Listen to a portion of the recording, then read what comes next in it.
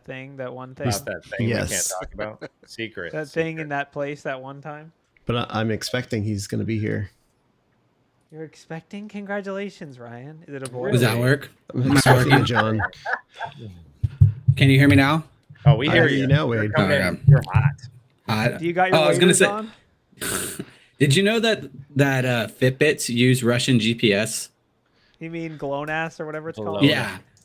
And so this whole time I've been running, and I'm like, God damn, the Russians are tracking me. They're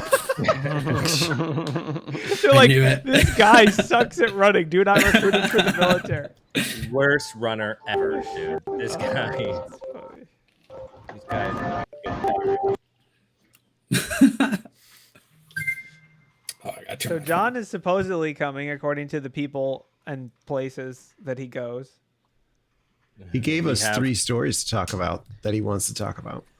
We have Russian we're jumping out of a intelligence. 3-story building? John's coming. Yes, straight Russian intelligence. Straight. John's currently, his GPS to this meeting is broken. Getting Using his jammed. Fitbit. I think it's Fitbit. Yeah. Oh, I got a message. Maybe a hair late to the news. He's got to run to the bathroom or something. Tell I him don't us know. and our 10,000 viewers will all wait patiently for him. Yeah, we're just all set here. Everyone's like, where is John at? If you won't wait for John, please send a comment in the chat, and we'll know. Go ahead. And get started. If you do not care whether John is here, let us know. Right? Or alternatively, if you can wait for John, just hit subscribe, because that's basically how the internet works. That's right. Yes, because that's when you'll get the alert when John arrives. Actually, whether you want him to stay or go or be here or whatever, press subscribe. Just subscribe. That way you'll know. No, we need those Or if you're on Amazon, Twitch. those Prime subs. If you're on Twitch, Sub. click Yeah. follow. There is no subscribing on Twitch. No, there's Prime subs, isn't there? There- Are we not affiliated yet? Well, that's we are, because different, I though. sub That's to. on the Twitch channel, yeah. So on YouTube, subscribing is just like, hey, I want this in my algorithm. On Twitch, subscribing is like a $5 a month contribution. We are streaming to Twitch, so that does apply. I'll put the link up for our Twitch. See? There Yes, it is. John receives a personal notification whenever someone subscribes. So, It's so just true. know that. That's why. Smash it. Smash That's why he's yes. And honestly, the harder you Subscribe, smash it, unsubscribe, unsubscribe. Let's fill it up. We there's should no way to totally do that do with an API. Yes. I can't there's no- imagine. I mean, he gets so many legitimate emails just from business stuff. How does he manage? Just, could you Well, imagine his some say phone? he's just built different. It's a His genetic- Russian GPS really just plans out the whole day for him perfectly and just hits every point. It's like 3 p.m. Submit the DA passwords for BHIS. 4 p.m. meeting. He's got his day planned all out. It would be funny though. Just imagine his phone just lighting up with like people subscribing. Ding ding. Someone asked about cool subscriber perks for Twitch, and here's what I can recommend: better sleep, better smile. Like laughter is all medicine, so it technically cures all diseases. Don't wear your socks in the rain. It just doesn't feel right. Your fruits will taste better. All fruits are immediately more ripe. Your avocados won't go bad. There's all kinds of benefits. Yeah. Your fruit These are will be all more included. secure. They're included for free. Your computer will encryption automatically be secured. That's also Your computer will no longer be hackable, unless you use it. If you disconnect your computer from the internet, it will now be unhackable. That's it. Wait, what's your address? Your Let me send you avocado this USB toast will drive. become real quick. artisan. Yeah. All subscribers will receive a free USB drive. No. One of the other perks is every time you go to plug in a USB, it's the right direction the first time. Whoa, I think we've I got subscribe instantly. Oh my That's god. That's a subscriber Yeah. perk right there, if I've ever heard one. Yeah, Man, that it USB is. though? Yeah, that's what I was gonna say. If only. Ralph, stop reading the fine print. Do not read the fine print. No, it's lightning. If you read the end user license agreement for the iPhone, I'm pretty sure it says something about that. Yeah. Did we get a final vote on start with or without John? We can start without him. What could go wrong? We got Ralph What? here. We're good to go. We got Ralph. Yeah, he's been missing for a while. I know. I've been busy. I was scared. But I'm back. Scared a gator got you or something. I wasn't sure. Yeah, no. I usually can fend him off. Yeah, I say roll. Was there a gator wrestling tournament? Is that where you were? There actually was. No kidding. I hit Ralph up the other day because my local 4-H fair or whatever had a gator wrestling thing at like 9 a.m. I was like, do I get up and go see Ralph wrestle, or do I just sleep in today? What's funny is he hit me up and I was like, I didn't make it because I was actually just like sick. So that's the only reason I didn't make it. But I was actually going to be there. So that's a school. It's because it's 4-H is school, right? So that's a school regulated gator wrestling. No, 4-H is like farm and things like that. Future Farmers of America, right? Or no? Yeah, but I don't see how it fits because you have alligators and then like farm animals all gator farming near each other. Gator farms. Yeah, gator farm. They're everywhere, right? Gator tails. I mean, I would say it's free dinner. I mean, you want to be owning the carnivore. You want to own the carnivore, not the prey. Like that's the classic thing. Training for how to protect your flocks. Yeah. All right, I say we roll the tape and get started. Right. The call is made.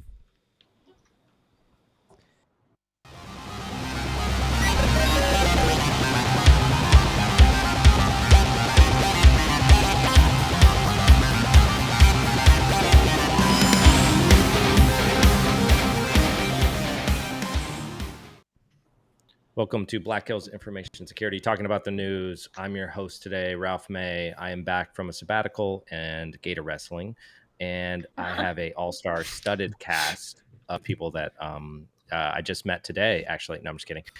We have Corey, who somehow makes it onto the show. We're not sure. We can't get him to leave. We have Ryan. I know. We got to stop that. We got Ryan, who makes it sound good and look good and be pretty and post these shows and all the other fun stuff. We got Steve. Steve, welcome back. I'm back. We got Mike. We also have Bronwyn. Thanks for joining. And we have Wade wading through the logs or doing whatever he's doing right now. So welcome, everybody. Also, and John may or may not show up. Who knows? It's a miracle or a travesty, one or the other. So yeah, what's up, guys? Instead of Sasquatch sightings, we may have a John sighting. Yeah, the John. Just as rare, yeah. The John forecast is coming in strong at a 76.2%. All right, what news? So what happened? Yeah, I know. That's what I'm saying. What had happened was. So we talked about this before the show. Apple traffic makes a mysterious detour through Russia. What is that all about? Are we talking about BGP prefix attacks? Because it sounds like we are. Oh, yeah, we said the magic words. We said the magic words to get John. Russia or BGP? No, BGP. Someone talk about an attack from 2008 and summon me? It's a news article from last week. All right. So let's talk about this. So back in 2008, there were a couple of security researchers that were at Black Hat, and they released an attack where you could do something called ASN or BGP prefix attacks. So if you look at how ASNs work, so let's say Amazon is responsible for an ASN. Think of it as like a zip code of the internet. And that zip code is responsible for, say, 400 IP addresses. And that's how it's broken up.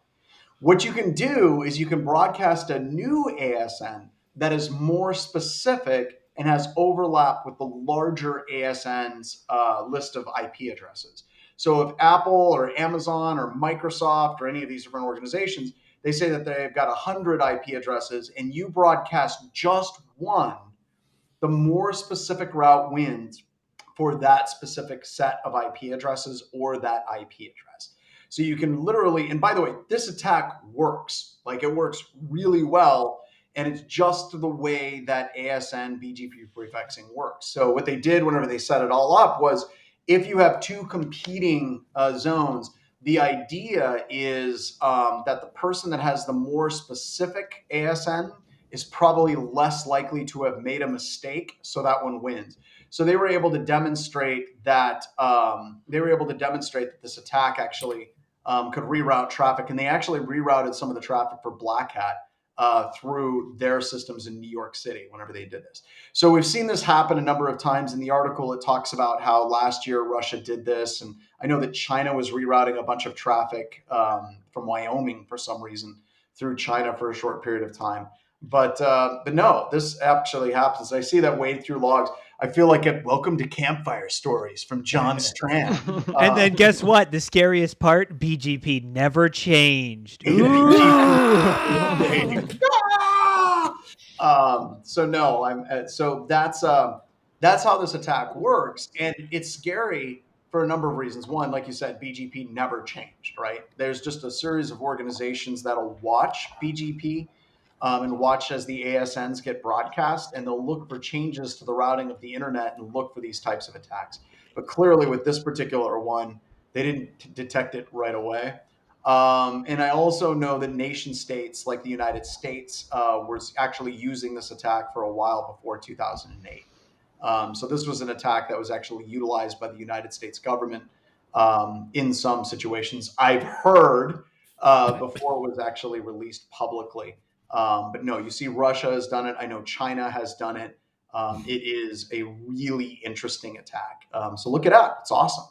So I feel like this, so they tried to hijack an entire /19 out of Apple's /8. So I feel like this is either really scary and they like found out somehow that Apple's using this /19 internally because companies do that. Maybe like it's either really scary and like for 12 hours or whatever, they siphoned out a bunch of Apple's internal network traffic to their space, or it's just someone tried it and didn't realize, like someone ran a tool and it actually was running and they didn't know it was working. Like it's hard to tell with Russia. I left a BGP responder running at the client's network and it just destroyed everything. It's hard to tell nowadays with Russia. Like, is it totally scary or totally faily? I don't know. Vlad, you put the / in the wrong spot. You're taking the wrong internet. So the fact that it's Russia makes me think it was actually a real attack. Or it was a real attempt at an attack. The fact that it actually popped through, that's too coincidental, right? That's the number one. Number two, I know the internet works, right, with ASN and BGP prefix and all that, but are we still accepting like route changes from Russia? That seems suspect to me. Oh, does IPv6 fix all this? Yeah, yeah, so it fixes everything. Yeah, that's what I assumed. You can actually broadcast specific addresses as well. So I looked on Shodan for this entire /19 and there is nothing. So there isn't anything now. Too, right? That's why it could be very scary if it's like Apple's using this internally for like all their authentication databases or something. Like, you know, there could be some scary back end stuff happening. Yeah, but no. So what do you do about this attack? One, look, this isn't a script kiddie attack where somebody that's on a Comcast cable modem can launch this attack against you. Like, you have to actually be an ISP who has the ability to broadcast ASNs and changes, which is literally hundreds of companies on the internet and organizations on the internet. So you have to be a pretty big player for this particular attack to happen. So I wouldn't worry about it. There are vendors out there that are watching it all the time, and you can subscribe to their services. I can't remember some of their names, but they'll watch ASNs and see if somebody broadcasts out the ASNs that your organization is responsible for, but they tend to be expensive. But the vast majority of companies that are out there, this attack's not for you. This isn't something that someone's going to use to knock over a mom and pop bicycle shop or even a small bank or credit union. This is usually big stuff that's being done when this happens. And ISPs just don't want to spend the money to implement RPKI or whatever. That's what it comes down to. Okay, so this is what's interesting. It only works if you have that basically set up across a super majority of all the Right, ISPs. it has to be everyone. It has to be all the big ISPs. Yep. And it's like, this can be secure if everyone all agrees. When has that ever happened? So. Zero. What would happen if someone just did this less as an attack and more as a terror attack, just to throw a wrench in the entire internet? Oh, yeah. Almost like how Mirai DDoS DNS servers. If someone did this and just said, screw the internet as a whole. I think that this absolutely could be like a shot across the bow type thing, where Russia is like, hey, we're still here and we can totally screw with the entire internet. So I thought about that as well, because this wasn't a very long-lived attack. Nothing really horrific happened. But it definitely, you could look at this, as a country like Russia, taking a shot across the bow just to let everyone know that there's a tremendous amount of damage that they can still do. John, you said this not long-lived. Why is that? Does it automatically revert back to its previous state, or does somebody rebroadcast the net back out there so that it takes you back absolutely over? can back it out. So you can absolutely back out these particular changes. The reason why I say it's not really all that long-lived is because the number of organizations that are actively watching for this type of attack, like when this happened, it was 12 hours, I think, which is shocking to me that it lasted as long as it did. But yeah, there's usually people that figure this out fairly quickly on a large scale. Like if you're trying to reroute everything from Google, you're gonna get caught really, really, really quickly. Where if you're running this as an attack against an organization, you're specifically broadcasting out their VPN, it might last a lot longer in that particular situation. But generally, the ones that we've seen, they get caught within a day, sometimes within hours, and they get rolled back. Gotcha. Thanks. You bet. Oh, what other stories do we get to, since I came right into one of my favorite stories? By the way, I love these attacks that never die. There's a reporter, she calls them forever days. They're just, it's the way it works, folks, and it's going to be like that for a long time. Buckle up. Well, I guess speaking of forever days, what about this? Windows 11 now blocks RDP brute force attacks by default. What about 10? What about server? What about like everything else? Like, and why so long? Yeah. Isn't RDP like Position 11 is the more secure operating system? I've been out. Yeah. You got to upgrade, or you just get hacked. You got to pay for that F5 license or E5 license. If they can't make up their minds on macros, how are they going to make up their minds on RDP? Right? Just go. Is it even enabled by default? Like it's not. Like even in pro. Not for local accounts. Yeah, right. You can brute force all you want, but. I mean, they bring up on here that it's basically being done to help prevent ransomware, because we talk about it all the time. Ransomware is often deployed through RDP portals that have been exposed. But how often are those Windows 11 boxes, right? How big of a market share is this actually fixing? I think fully like patched, Corey said, it's exposed to the internet. Yeah. Yeah, I think they should go to the other operating systems and make it by default as well, but who knows? Yeah, across the board, you should have lockouts for RDP after it's like something pretty broad too. It's 10 bad password guesses and it's like a 10-minute lockout, but it's like, I mean, still though. This is so, to me, this is totally the same thing Russia was doing, or claiming Russia's doing. They're just like, hey, Windows 10 over here, we have things. Yeah. Like, it doesn't know who password guesses against RDP in the first place. I'll just hit Office 365 where I can do like 1 million attempts in like 5 minutes. Like, I mean, if I see RDP, I'll a password guess attempt it, right? Especially if it's, I mean, there's no lockout, right? So I'm just like hammering this local account. I mean, like, and also they have RDP exposed on the perimeter. So, I mean, security level's high. At this fair. On the internet, I agree. On the internet, fair, but like there's, it's funny that Microsoft's like user enumeration doesn't matter. Password guessing, now we really care. It's like, it's like, dude, keep it consistent. You don't care about password guessing, but you do care about password guessing when it can bring people to Windows 11, the amazing new operating. Yeah, I feel like Windows 11 is the E6 licensing level. It's like the champagne room of security levels. It's getting insane. So some marketing VP for all of your operating systems. No, and it's got to be Windows 11. Yeah. But look also at the fact, I don't think they're going to see as widespread adoption of Windows 11 as they're hoping, because they've locked everybody out who has old hardware. None of my current hardware can handle Windows 11.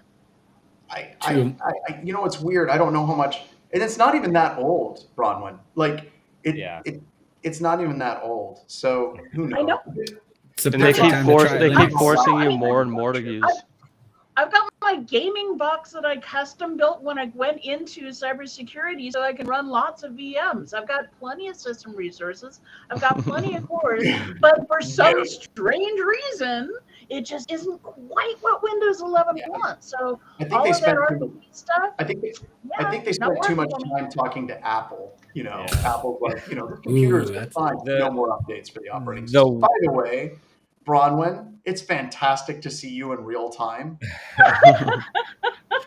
It is so good to be here. I've been discovering what it's like to live in a civilized universe for a change. I'm still under a rock, but now I can stream. Yeah, it's awesome. Get off of HughesNet onto Starlink. That's so wow. So cool. You're on the link. She's on the link. Yep. So this brings up a good potential phishing campaign. We could just have like a TPM download for Windows 11. TPM. Honestly, I think when they came out with the requirements list for Windows 11, it's like the champagne list of requirements too. Yeah. Like, oh, your computer needs to run AI, has to have ML, and this is a special security chip that we're going to mandate. Have you tried to virtualize Windows 11 at all yet? You can. Yeah. Yes, I've had so many problems trying to get it running, and then I realized it's because I'm on a Windows 10 box that doesn't have TPM. Yeah, you can't put Windows 11 inside of Windows 10. It's a strict no. It's just blue screen of death over and over again. So this is literally the Windows Vista. This is the curse of every other update. It's the tick. tick. A train wreck, right? It's the tick or the talk. It's the bad one. It's the bad. Yes, there's good, bad, and now we're on the bad. Yeah. So we're all gonna have to wait for 12. It's just probably I called thought it was Windows the silence Cloud. between the tick and the talk. It's the silence. We're just going straight to 15 after this. I heard the silent release is goes to 11. I hate to spoil it, guys. I already know what the new Microsoft Windows is going to be called. It's going to be called Windows 365. That'll be it.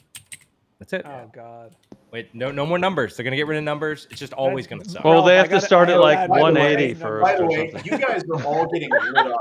By the way, I just want you to know, those of you that are complaining about trying to run a Windows 11 VM on a Windows 10 system, you're getting eaten alive. I see that. Sounds like user error. Eric, I don't deny it. Eric, throw me your blog. Taylor's like, not to be an a-hole, but it's not that hard. Throw me your blog. I tried for like an hour. Oh man. Hey, I went from Windows 10. Having no problems. Here's the deal. Don't hire Black Hills Information Security for your desktop tech support. That's not what this is not our core competence. If you want us to fudge logs so we can brute force RDP on a server, yeah, we can totally do that all day long. But like, if you're running this particular HP notebook computer, it runs just, I don't care. It's not my thing. So just to end it, yes, you can run our listeners are like, F you guys, it's not that hard. So there you go. You can run it on all of the. You can virtualize it. They fixed that. There was the TPM stuff, which is I think what people are talking about. Whatever, it doesn't matter. It doesn't matter. Yeah. You could do it, right? You could do anything, right? I think it's adorable. That the internet has found you wanting. Oh, yeah, you guys kind of suck. Yeah. All right. This is why I don't write blog posts. Yeah. What else? What else we got? Newly released malware. That happens a lot. So we got to stop over at Ransomware Corner. Yeah. Apparently, Ryan's this is like this story for us. This is like Ryan? Sorry, what? Story roulette. What do we got? I was gonna say we can laugh at this like feel good ransomware story. These hackers gave up when they hit MFA. Yep. It's like, this is what, like, is this written? Does Danny This Palmer for the CISO. This is literally it's like landed in all of their inboxes. Yeah. This is CISO news. Have you found the BHIS Talking About News podcast too depressing? Well, wait till we see this story. MFA makes it impossible to get ransomware. What could go wrong? I agree with the concept of the story that, like, most attackers, if they had MFA, they're going to move on to somebody that doesn't have it. Fine. Okay, great, whatever. But seriously, for a targeted attacker, there are ways around MFA. Like, just so you know, MFA hasn't shut down like Trusted Sec, Secure Ideas, Black Hills Information Security. Like, we're doing fine, still breaking into organizations that are using MFA.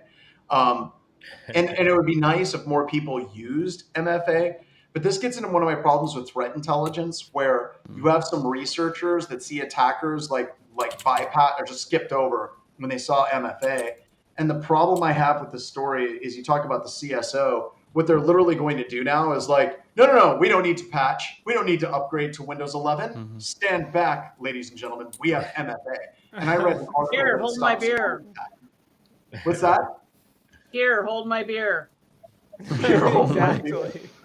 Oh God. I didn't tell you guys this, but so have you guys heard of risk-based patching? And this kind of goes with this article.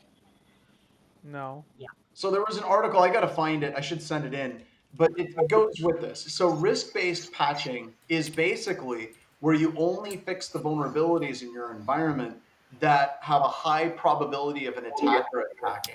So they're literally saying if something hasn't been attacked by a group and it's not part of like a threat intel feed, it can get a lower risk rating and a lower criticality to get fixed in your organization. As an intel guy, I can confirm this is a thing that is actively used. Looking for like proof of concepts or actively used in the wild is like very, I would say, raises the risk level, right? But it's also going to raise the criticality of that ticket you put in for vulnerability 100%. Oh my God. But it's so bad.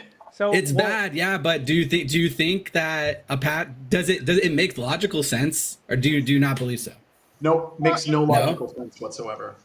And the reason why it doesn't. What's that, Bronwyn? Right. I can see that as a way of prioritizing, but not saying that we're only going to apply these patches. Yeah. Using it as a way of, okay, these are known, so we're going to do them first. And that's what I was been doing, yeah. But the problem with prioritizing conversations is almost universally whenever you're having a prioritizing conversation with a company, it's really saying, what can we ignore? Right? Yes. And that's what they're trying to get at. And Wade, you've been through my class. I know that you know this, and Bronwyn has too. The way that you handle vulnerabilities is sort them by the plugin ID or the vulnerability ID and fix them in an automated way. Don't try to fix them one at a time. Otherwise, you get into these conversations of prioritization. I did get into an argument with MITRE a long time ago. When MITRE first released, I said there was no password spraying attacks in MITRE. They didn't have anything that was in that category. And we went back and forth, and they said, yeah, pen testers do that. We don't see real world attackers doing that, so we don't think it rises to the level of something that should be in MITRE. So we went back and forth a few times, and I shared some incidents that we had dealt with. But the point was, whenever we start playing that game, then we only we're dealing with the elephant problem. And what I mean by that is a lot of threat intel feeds, they're looking at an elephant and they're blind, or they're touching an elephant and they're blind. And they describe the elephant based on what they touch. And if we look at vulnerability management, if we look at threat intel through that lens, then there's a very small subset of threat intel analysts that are working and doing threat intel, and the attacks are much larger, and there's far more variety of attacks than what they are actually seeing. So the point boils down to fix your damn vulnerabilities. Don't prioritize and ignore. Just fix them, and we can get past this, because an attacker that's coming after your organization is not going to have a cyber kill chain and say, here's the 13 things we do. Oh shit. They fixed all of those. We're done. Attacks are like water. They're going to find the cracks. They're going to find the vulnerabilities that present themselves to the attacker themselves. So, John, what I've actually think what I've seen a lot of people doing is actually called BHIS based patching, where customers patch what we report. Okay. Wow. Corey, you laughed about that, but you remember the tests that we're working on? Like, they literally have one of our tests that we're working on.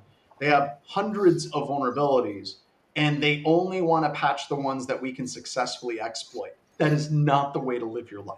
So I will say, I think this does come into having value when you're talking about beyond vulnerability management and into configuration management, like, because you do have trade-offs of, you can't just disable SMB version 2 support as an example, or you can't disable SMB version 1 support because it breaks this vendor application or whatever. So you have to prioritize, like, well, the exploits are there. It's, we have to just eat this and pay for a new appliance or whatever. So with patching, I agree, because there's no excuse for not patching, because it's, in most cases it's as easy as rebooting, which should be possible, etc. It shouldn't be too bad.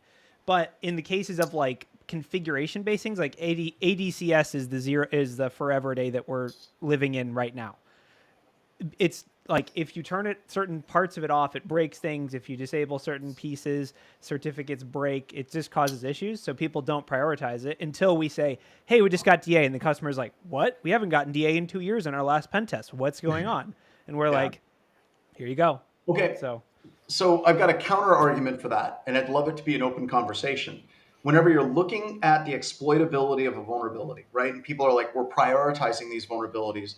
Then why the hell is it with like PCI and the powers that be, TLS, SSL vulnerabilities are one of those things that absolutely have to be fixed, whenever I honestly cannot tell you an incident that I've worked on or an attack other than like SSL strip, SSL split, where we're like, well, we actually used an inherent vulnerability in SSL version 2 that we were able to exploit and break into this environment.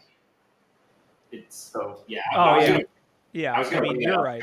About SSL vulnerability and that one coming up and just like the poodle attack and all. I mean, there's a lot of Ralph's microphone. Like he's not going through that beautiful mic. It's like a microphone in his wife's computer in the other room right now. Yeah, I think that's technically a security camera recording him. But yeah, I mean, I guess it's like it comes down to compliances and security. We've talked about that a lot. This is clients attempting to move, or people attempting to move away from the whole like patch everything and into secure, patch the things that make you more secure. But I do agree, it's kind of the conversation around it is misguided because it comes down to what can we ignore? It's not a triage thing where it's like, oh, well, we want to fix everything. We only have 3 hours a week or whatever of downtime windows. It's more like, what can we just not care about? So. Yeah, Wade, what are your thoughts, man? You're more on the front lines than any of us. We're all just talking heads. I know, right? Like, oh, someone just knocked on my door now. Now the Russians are here. Again. I understand, like, being on the blue team, too, is a little bit rougher. Like, I understand your logic behind all this stuff and the prioritization and stuff, but I feel like you're living in a dream world. If that makes sense. That's the best case scenario. No one lives in that world, and very rarely is anyone ever going to be able to do that. So you have to have some type of logic to work on in order to create tickets and to push buttons and to message managers and said, hey, this needs to get fixed. This is why. And then if you can push that even more with threat intelligence, then go for it. It's awesome. But I think that would be my biggest argument is you need ammo in your gun a lot of the times to push management to patch stuff. And sadly, intelligence is one of those key bullets, silver bullets. Right. Being a blue teamer, I can totally agree with Wade on this. The other problem that we run into, at least at places that I've worked at, is the amount of time for testing and the amount of time that people actually have, considering a lot of the teams that are doing the patches are understaffed and are trying to work on 20 other projects along with trying to do the patches. So if there's something that we know is going to be, hey, this could directly affect us, yes, we're going to go ahead and push that patch and say, yes, this is a priority.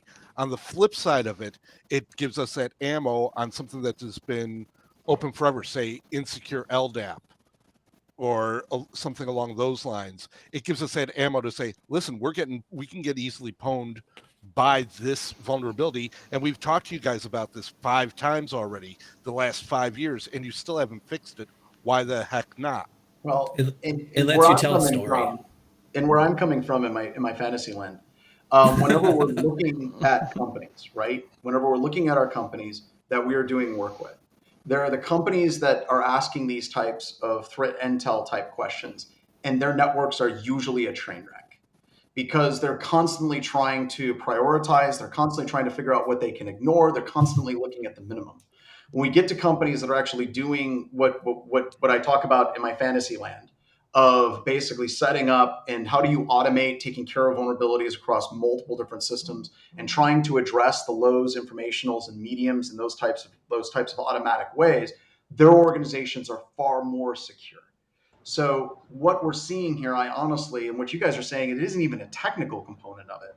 It's a far more political component of it. And I feel like what you're talking about isn't an issue of a technological approach. It has much more to do with the politics of actually trying to get systems administrators to fix their goddamn vulnerabilities. And that is not a technical problem. That is a political problem. And I agree with what Wade said. If this is ammunition that's going to help you get through that political hump, then so be it. And that point is so on target too. I've worked for companies where it was the engineering department. We had to explain to upper management that no, it's not okay for everyone in the department to be using the same creds to lock into this in-house tool that allows carte blanche access to make, delete, or modify every single customer record that we have in-house. And dealing with that mindset of everything works, why should we update it? Yeah. It's really, really hard to help people understand, yeah, it works and we're falling behind. And then eventually what happens, and this is true life, I've been here, we had to jump 3 or 4 full integers for Fusion on our entire web server farm. Oh my God. Yeah, it was a total death march. And we had tens of thousands of lines of legacy code, and every single one had to be fixed.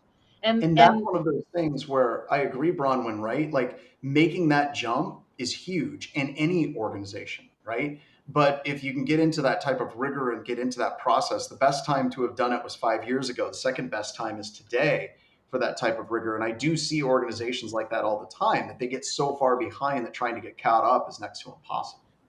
So and I've also seen, or go ahead, Bronwyn, sorry. I've also seen can get people internally who can drive the.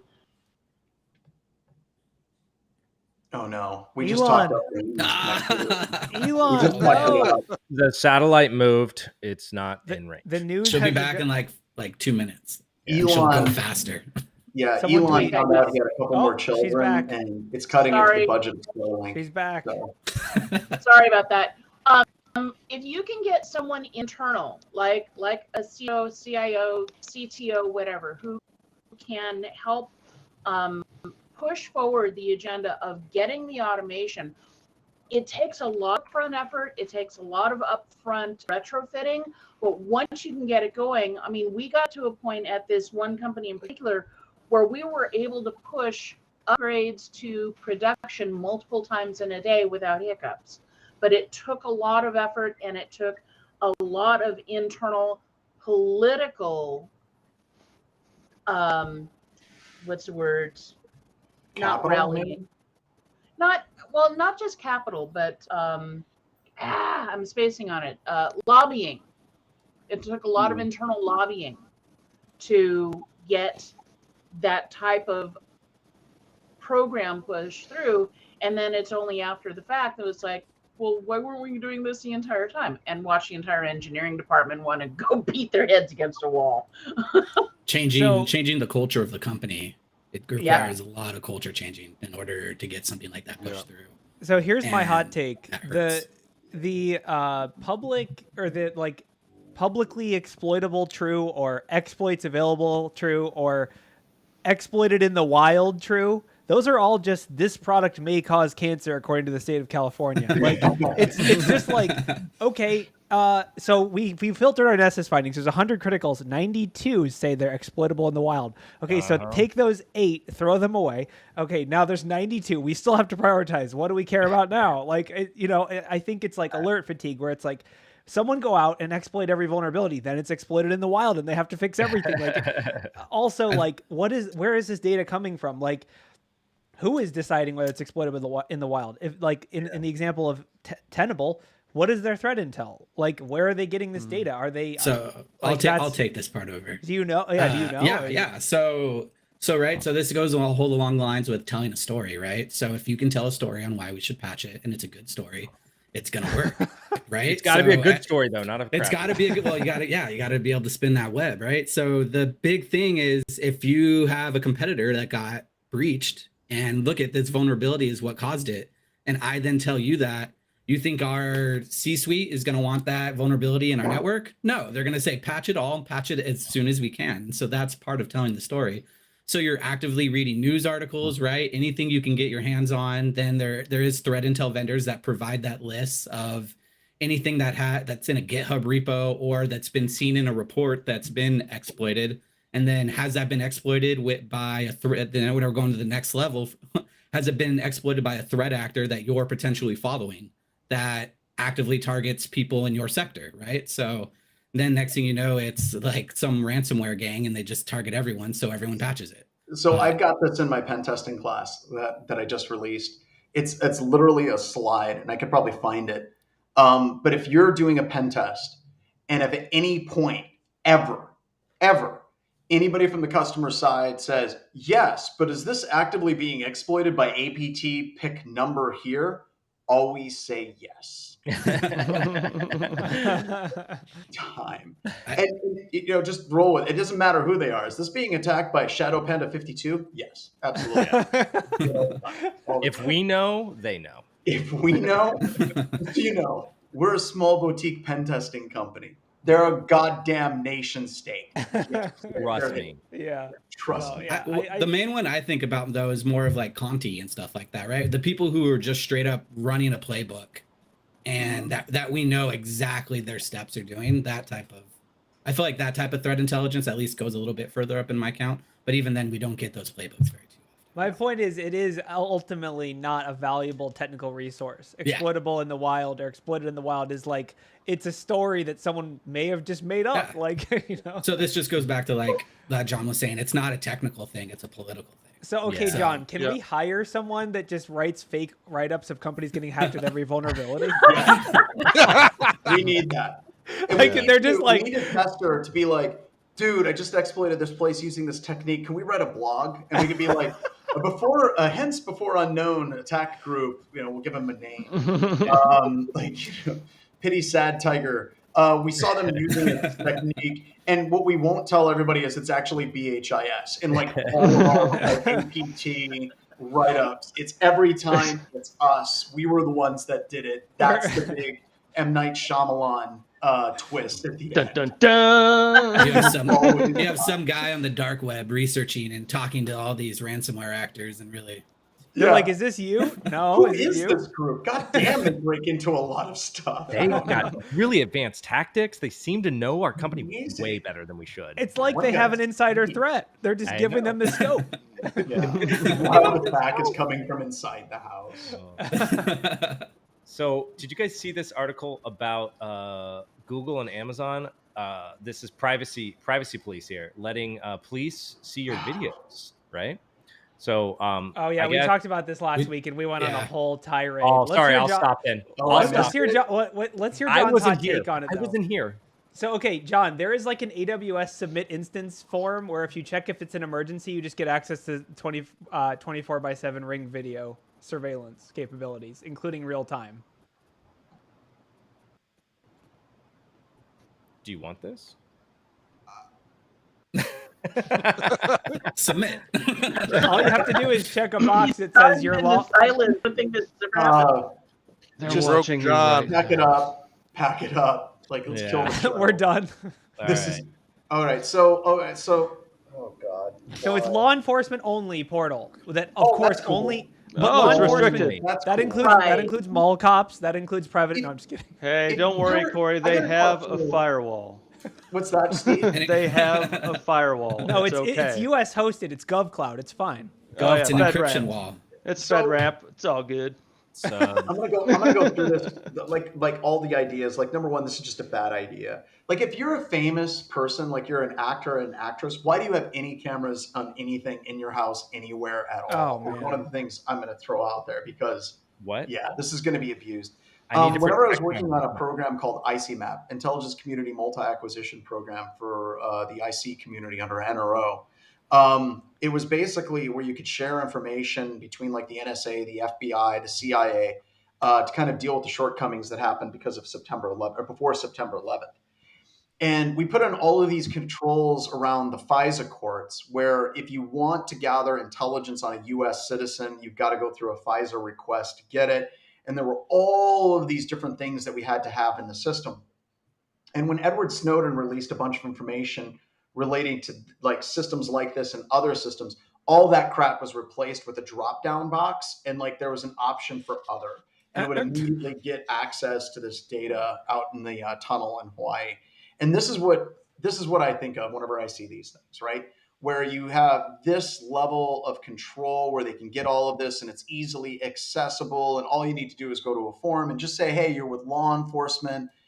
This is absolutely terrifying because it's going to be abused, not just by law enforcement, which is totally going to be abused by law enforcement.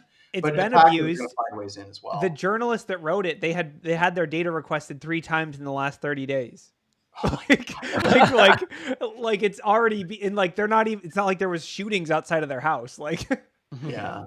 So this is just crazy, and this gets into like another conversation about protection of rights. And this came up in one of the myriad of classes I've been teaching for the past month.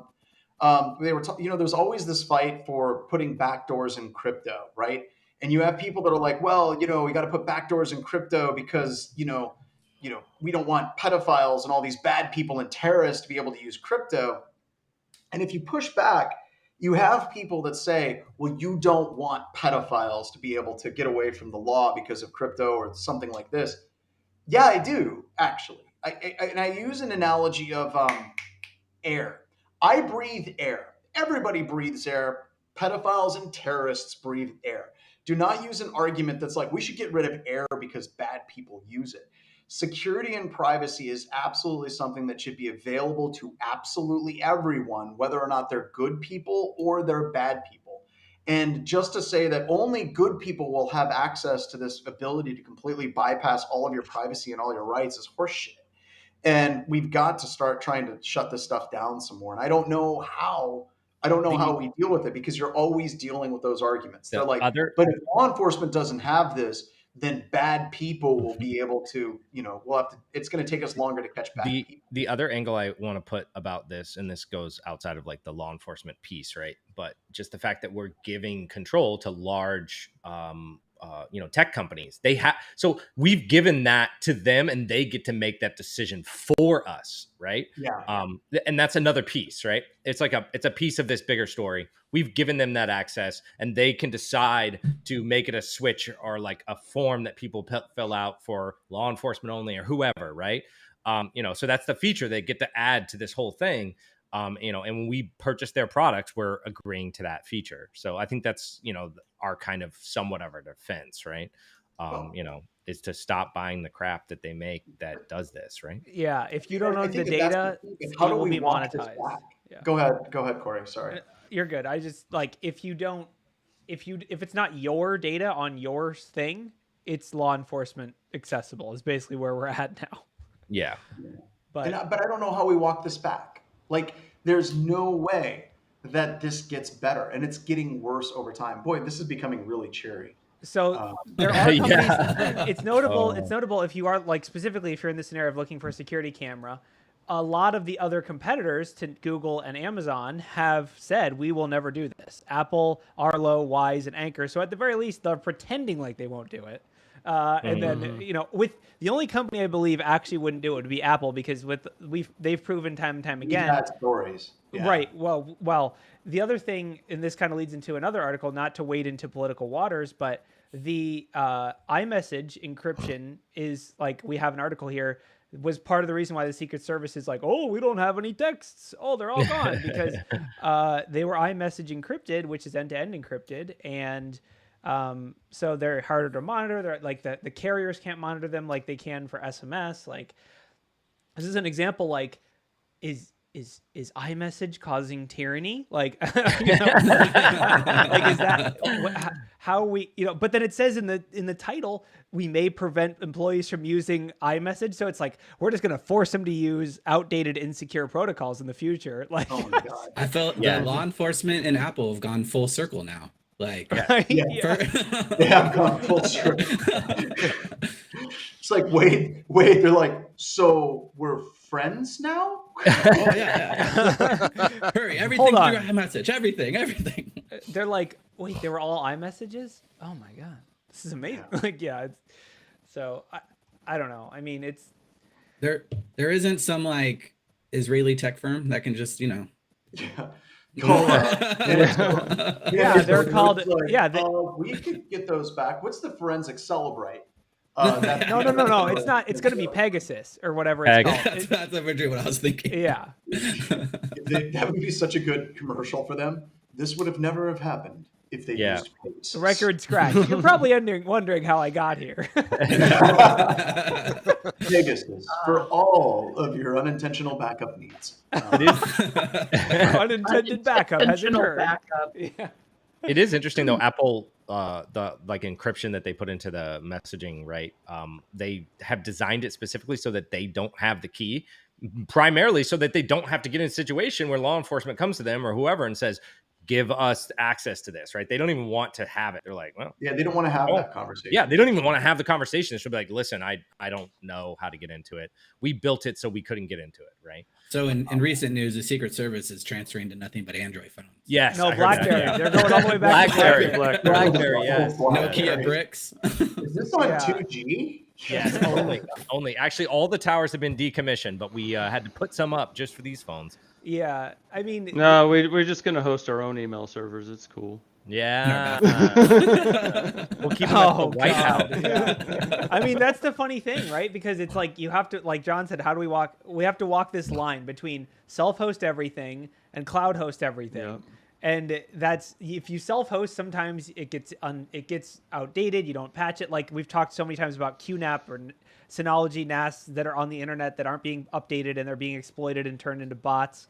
That's like, oh, well, I'm hosting my own data. It's not being mined by Apple, Google, Amazon, whoever. But then it's like on the other side, if you use the cloud, well, it's secure. But then like, oh, whoopsies, all your iCloud stuff is accessible. Whoops, like, you know, it's yeah. But that's the problem, right? Like that self-hosting, I think, is inherently less secure. I mean, we've seen it again. Like Exchange is the perfect example. It's like, well, we're going to host our own email servers. That's never a good idea. I mean, we literally have pen testers in our Monday meeting where we're like, hey, this customer is using their own Exchange server on-prem, and their eyes light up with glee. They're like, this is going to be awesome. It's always inherently, your risk profile is much more dangerous for you trying to self-host than go to the cloud. But then once you go to the cloud, you lose so much control over your data. It's ridiculous. Yeah, it's like, oh, Microsoft accidentally posted everyone's emails to GitHub. Whoops! Like who knows? Or like with Office 365, like the last client I did for Red Team didn't use Office 365, so there's a whole chunk of attacks I would normally do: device code phishing, all that, like enroll an Azure tenant, create an app, domain join it, like all the stuff I would normally do. I was like, well, I can't do that. So it's kind of funny, like we've kind of adapted to cloud pen testing somewhat, and then we're like, oh, they don't have cloud. How do I attack Exchange 2016? Does anyone know? Like, how do I make a deception cloud? Fake 365 instance. I don't think self-hosted is more secure or less secure than cloud, right? Like, I think that they both can have the same level of security. But I do think that to John's point, the problem with something like self-hosted is the amount of effort required to get that security, whereas the cloud, they're just kind of taking care of that for you, right? Mm-hmm. And like, I think the attacks, there is just as many cloud attacks and probably even more, and there's probably more cloud attacks that we don't even realize, right, than possibly this self-hosted attack, because these systems are significantly more complex, significantly more systems, right? It's just that they have full teams of people working on it all the time, right? So to say one is necessarily like worse than the other, I don't think we can call that, but I do think that one does require more. Like, well, it's out of reach for the most people, probably.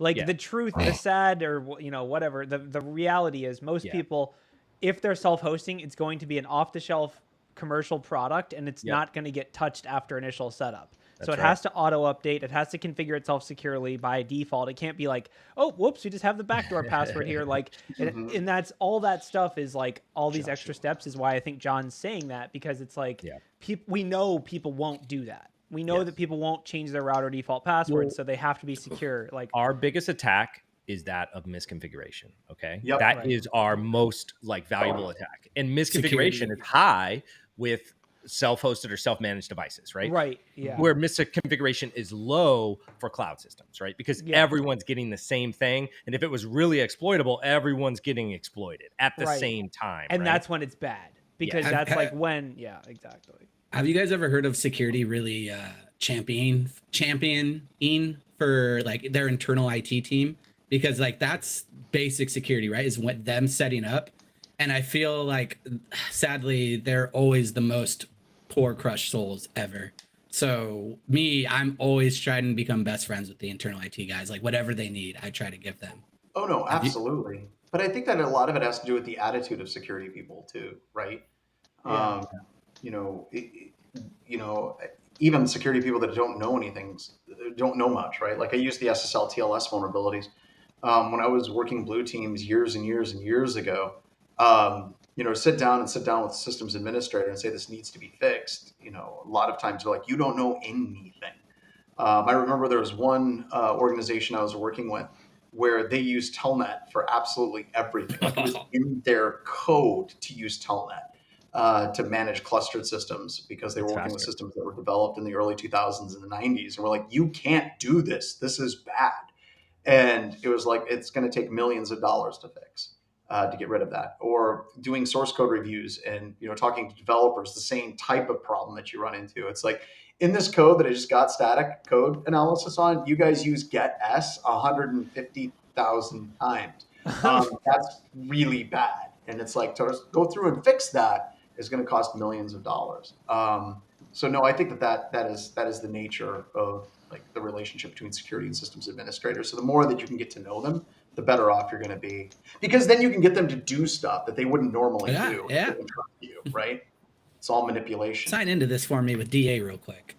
If you can't sign into it on my computer, then who can you trust, really? To tell you that. I don't think anyone here is from Canada, but I guess did you guys hear about? I like how he checks behind his shoulder. Yeah.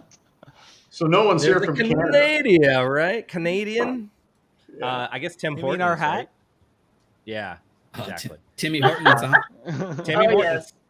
Oh yeah. So I guess that they were collecting tons of like data with their app, like down to like the minute, like GPS. Like I don't know what they thought they were trying to do, but I do think it's funny though that their like supposed settlement is just hot beverage and free baked goods.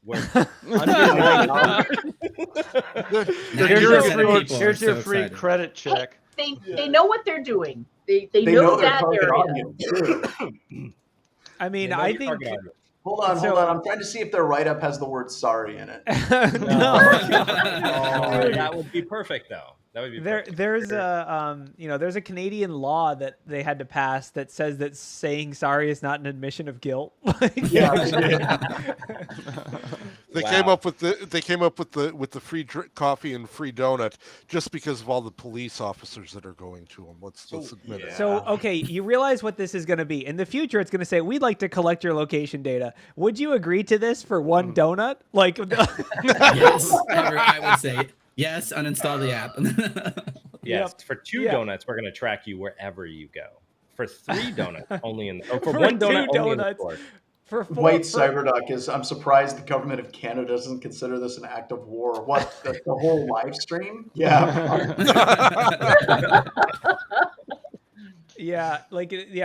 For a whole 12-pack of donuts, we will actually use your phone as a VPN. Here's I guess how they supposedly came up with the settlement, like how they like decided on this settlement, because they had realized that most of their customers just wanted donuts. And that's how, just tracking their purchases. So they know. They're like, we use the data that we based on the stolen data. It says you guys really like donuts. We're right back to the candy bar thing. Hey, would you give me your password for a candy bar? Yeah. Yes. Absolutely. Would you let me track everything you do for a donut? Well, yeah. So, all right. on a broader note, right? So this has to do specifically with what Apple has done and some of the other cell phone vendors have done with all the different permissions you have to select now when you install an app, right? That's what this is about. They had foresaw that, or they had predicted that in the future it could get worse, right? And so that's why when you're selecting all these things, you should be making sure. You turn off. Does your grocery store need to know where you are all the time? Okay. Right. Just Yeah, ask if I yourself order that groceries, it's not going to know which grocery store I want to go pick it up at. I can't just search near me. I don't know where I live, Ralph. I've been using. I'm not gonna lie. I've been using GPS for so long. I don't know where I live, and I The can't. Russian one, right? The Russian GPS, was it? So based on this, you know that there's conversations that like Google and Apple and these big companies and Amazon, they've got lawyers and class action lawsuits with entire nation states and blocks like the EU. And they're like having all these conversations about what are we going to do to try to work this out? How are we going to set this up as a settlement? Finally, someone comes in and they're like, Tim Hortons solved the problem. And all the lawyers are like, wait, what? How do we solve this problem?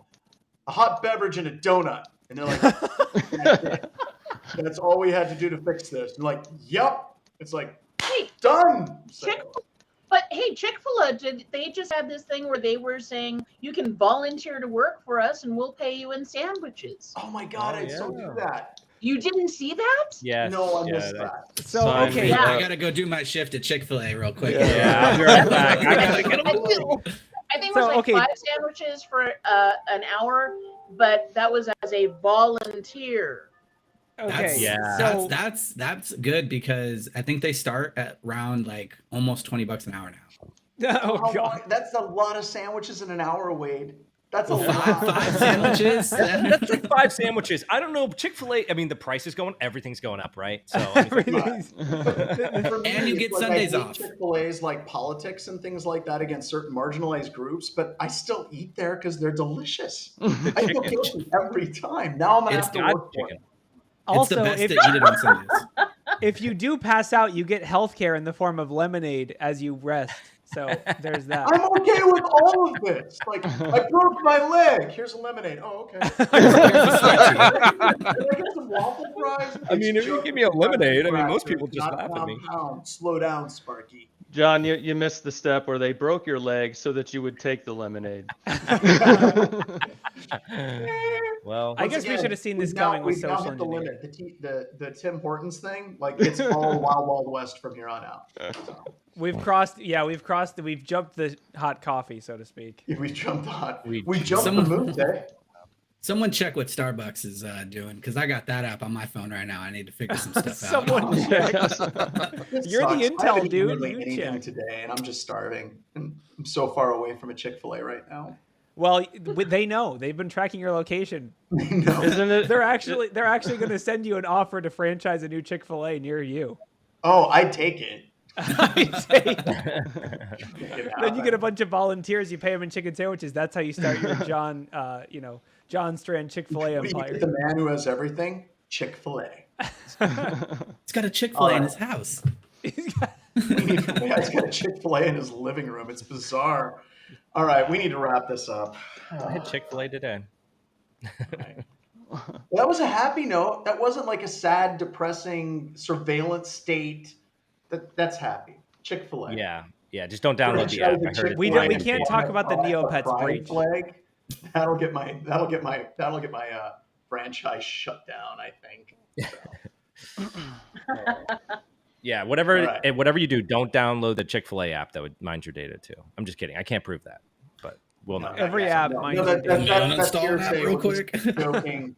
That's not real. We don't know that at all. So. Dude, I will admit the Chick-fil-A app though hits you up like all the time. They're like, "Hey, free chicken sandwich today," and you got it. I heard you're hungry. You're like, oh, I am hungry. I can see you on the map. You're nearby. Oh, Are I you see. interested in chicken? Where are you going? To the airport. I got to fly to Denver. I'll be back. It's like, Hal, come back to me. We need to wrap this up. Yeah, let's wrap it up. All right. Well, What kind of thanks cellar everybody. is John located? It's in South Dakota in the Black Hills. We're Wild West Hacking Fest. Wild West Hacking Fest. Come out to our conference this October. We don't have any Chick-fil-A's nearby. You can meet all of us in person. You can meet all of us in person and realize we're just as annoying.